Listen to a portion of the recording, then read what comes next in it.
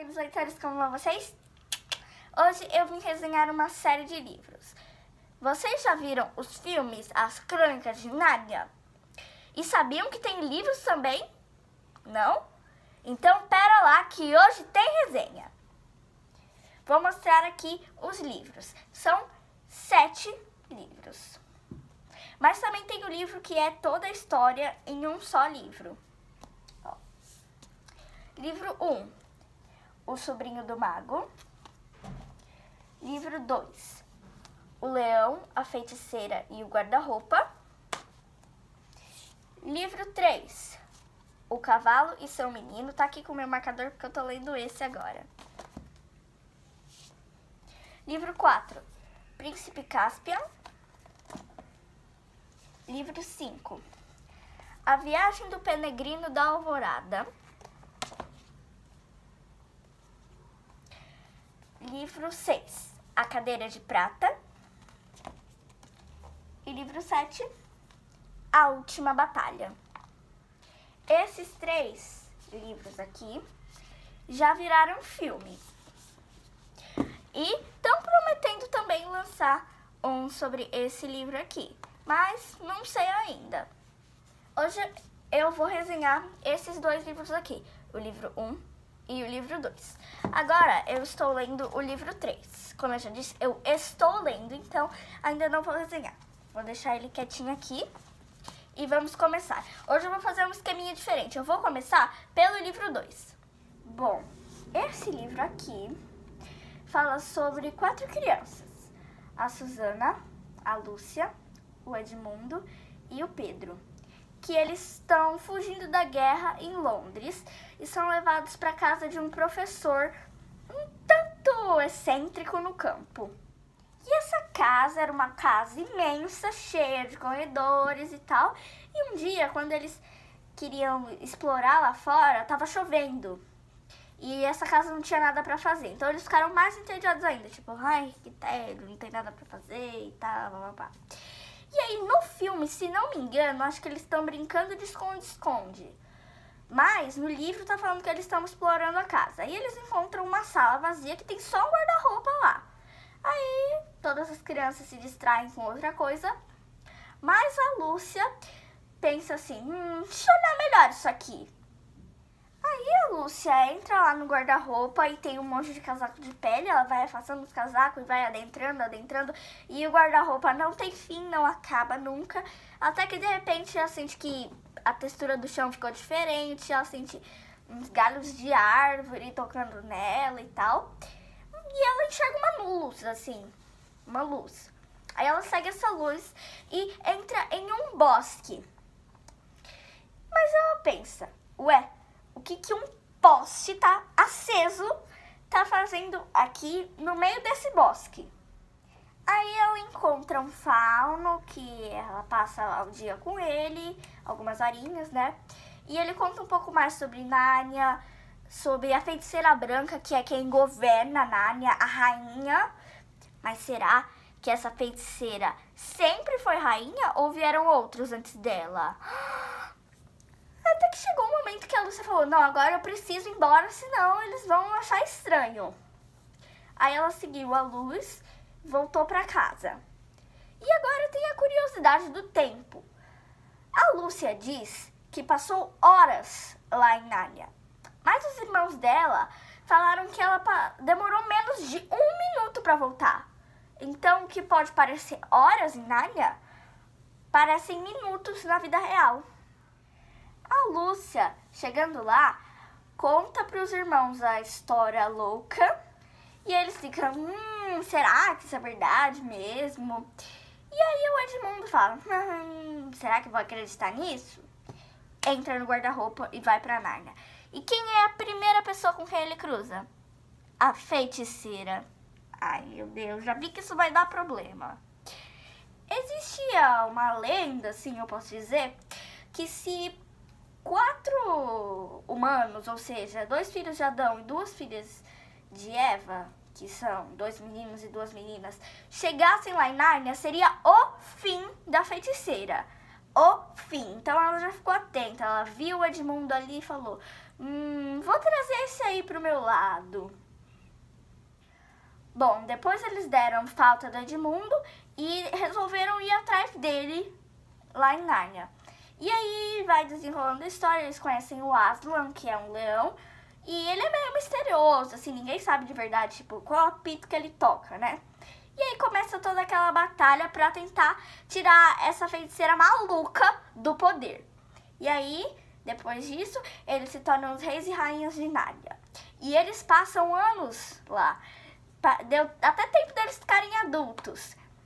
Só que, quando eles voltam pro mundo real, eu não vou dizer como, né, em resenha, não se dá spoiler, eles eram crianças de novo. Então, que ia ser anos em Nárnia, eram como se tivesse passado 2 horas no mundo real. Nem deu nem pra sentir falta deles. Agora que já acabamos a resenha, vocês acho que também devem ter notado que ficaram várias perguntas aqui sem resposta. A gente ficou aí com a pulga atrás da orelha. Primeiro, a criação de Nárnia. Onde Nárnia surgiu? Quem criou Nárnia? Todas essas origens. Quem é esse Aslan? Que apito que ele toca de verdade? Um leão? Como assim? E essa feiticeira? Ela sempre foi a rainha de Nárnia? Ou ela veio de outro lugar e vieram outros antes dela? E esse professor? Também ficou um mistériozinho aí, hein? E o que um lampião da Londres antiga está fazendo plantado no meio de um bosque? Vocês já viram algum bosque com luz elétrica? Eu acho que não, mas me digam aí nos comentários. E o maior mistério de todos, a maior polêmica de todas é a questão do guarda-roupa. Como é que um simples guarda-roupa ia ser um portal para um mundo mágico, hein? Vocês querem saber as respostas para essas perguntinhas aí? Querem saber? Vocês podem descobrir lendo o livro 1, porque tá tudo guardadinho às 7 chaves, bem aqui. Bora ler? Hoje eu tô chegando aqui com mais uma mini resenha pra vocês, hein? E hoje o livro que eu vou resenhar é esse aqui, O Cavalo e Seu Menino, que é o livro 3 da série As Crônicas de Nárnia. Bora lá? Esse livro conta a história de um menino chamado Shasta, que é filho de um pescador chamado Ahrishi. E ele era sempre muito curioso, foi sempre muito curioso para saber o que tinha no norte onde ele morava. Que ele morava num lugar chamado Calermânia. E ele ficava muito curioso para saber o que tinha ao norte, o que tinha ao norte, o que tinha ao norte. Mas o pai dele nunca contava. Então, um belo dia, apareceu um sujeito muito esquisito na casa dele, tentando pegar o Shasta. Então ele foi lá perto do cavalo do sujeito que estava estacionado ali e ficou meio que conversando com o cavalo, né? Chegou assim, mas pensou, esse cavalo não vai me responder, né? Claro que não vai me responder esse cavalo. Aí, de repente, o cavalo respondeu. O cavalo era falante. F-A-L-A-N-T-E. Falante. Sim, é isso mesmo que vocês ouviram, falante. E aí o Shasta decide partir com esse cavalo por aí, em uma expedição rumo ao norte. Rumo ao norte. Ele queria muito descobrir o que tinha no norte, muito mesmo. Ele tipo, surtei, eu vou pro norte, eu vou descobrir o que tem no norte. E nisso eles são perseguidos por leões, ele é confundido com outra pessoa, com quem ele é muito parecido. E passa por vários perrengues, passa por várias coisas, assim, maluquinhas. Bom, vamos lá. Livro 4 é Príncipe Caspian, que também tem filme. Esse livro aqui corresponde ao segundo filme, mas é o 4º livro, porque a maioria dos livros não tem filme. E esse livro fala sobre o príncipe Caspian, que Miras era o rei de Nárnia. Só que ele não era do bem, não. Exatamente, gente, ele era do mal. E ele tinha prometido pro Caspian que ele ia ser o herdeiro do trono, porque o rei não tinha filhos. Então ele prometeu isso pro Caspian. Mas aí, pouco tempo depois, a esposa do rei teve um filho. E pronto, já mudou tudo. Ah, não, agora o meu filho que vai ser rei. E papum. Ponto final. Mas aí, Nárnia ia continuar sob domínio do mal. Então, as crianças, lembram delas, retornam para ajudar o Caspian a tirar Nárnia do domínio do mal. Bom, agora vamos ao quinto livro, A Viagem do Peregrino da Alvorada, que é o terceiro filme, corresponde ao terceiro filme, e é o quinto livro. E esse livro fala que dessas quatro crianças, que são o Pedro, a Susana, o Edmundo e a Lúcia, que aparecem no livro 2 e no livro 4, só estão os mais novos, a Lúcia e o Edmundo, que estão na casa do primo deles, o Eustáquio. Mas esse primo é chatinho, nossa. Ele é muito difícil, resumidamente. E quem conhece os filmes e os livros já sabe, né? De que tem todo aquele paranauê lá do quadro, que o quadro começa a se mexer, a água começa a vir por cima deles, quando eles veem, estão em Nárnia. Aí eles ficam se perguntando, mas qual é a nossa missão agora em Nárnia? Se não tem nenhuma batalha, ninguém do mal, nossa, meu Deus do céu. Então, a missão deles é ir em busca dos 7 amigos desaparecidos do pai do rei Caspian. Opa. Aí acho que já tem um spoiler, hein? Acho que muito provavelmente o Caspian conseguiu ser o rei de Nárnia. Aqui. E agora estão em busca desses amigos. Bom, agora vamos ao livro 6, A Cadeira de Prata. A partir daí, gente, já não tem mais filme nenhum. Já não tem mais filme, agora são só os livros. E acho que esse livro aqui foi o meu favorito da coleção inteira, porque é realmente muito incrível a história. E aqui, nenhuma das crianças, o Pedro, a Susana, a Lúcia e o Edmundo, estão nesse livro. Só tem o Eustáquio, o primo chato. Mas será que ele continua chato? Todo mundo que vai na Nárnia sempre muda um pouquinho, né? Mas vocês vão saber se vocês lerem. E a Jill, uma amiga dele, que não tinha aparecido em nenhuma das outras histórias, nem dos filmes, nem dos livros, nem nenhuma das outras, vão pra Nárnia, estão comentando lá e de repente, pum, eles estão no meio de um penhasco. E Jill sente uma presença calorosa. De quem será? Ah, essa tá fácil, né? Ah, mas qual é a trama dessa vez? Qual é a confusão dessa vez? Caspian ainda é o rei, mas já tá bem velhinho e precisa de um sucessor. O seu filho, William, é o sucessor. Mas, cadê o William? Cadê?